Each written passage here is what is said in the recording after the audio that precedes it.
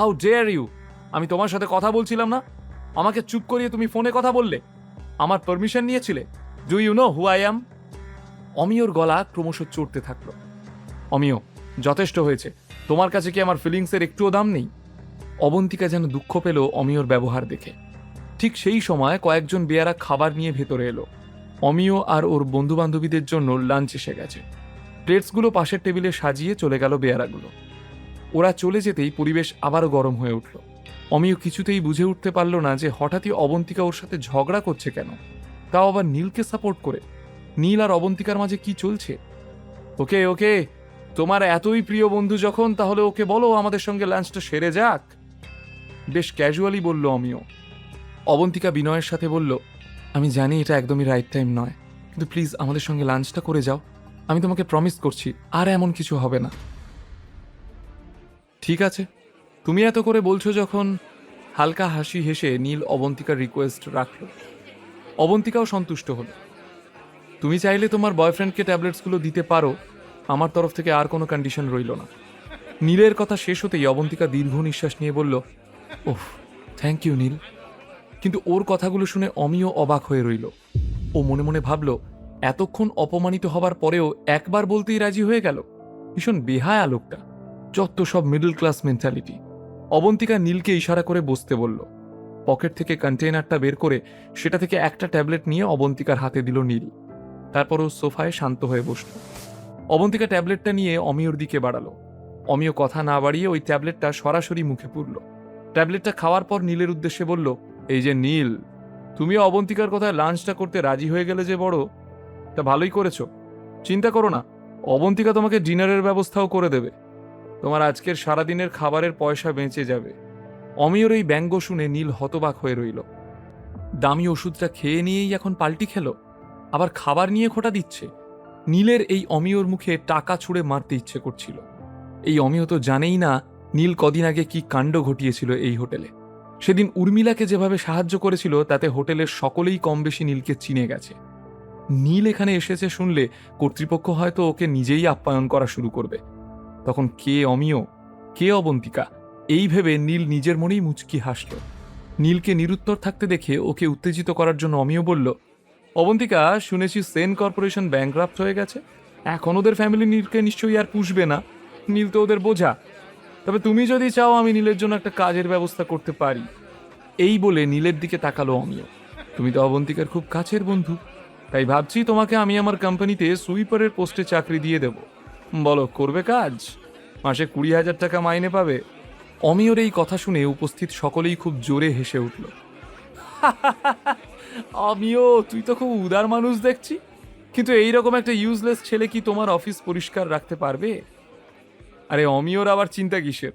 ওদের ফ্যামিলি যা বড় লোক, তাতে এরকম 2-4টে রাস্তার কুকুর পুষতে ওদের কোনো প্রবলেম হবে না।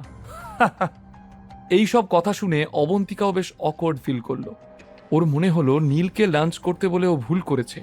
নীল যদি চলে যেত তাহলে এরকম খারাপ সিচুয়েশনে ওকে বারবার পড়তে হতো না। নীলের জন্য অবন্তিকার খারাপ লাগলো। নিজেকেই দোষারোপ করলো সে।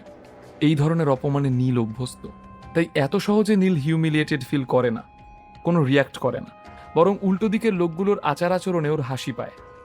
তাই নীল বেশ ধীর স্থির হয়ে অমিয়র দিকে তাকালো আর শান্ত গলায় বলল, আপনি অমিয় ভৌমিক, বনেদি বাড়ির ছেলে। আপনাদের পরিবারের তো অনেক টাকা, কিন্তু শহরে তো আপনাদের কেউ চেনেই না।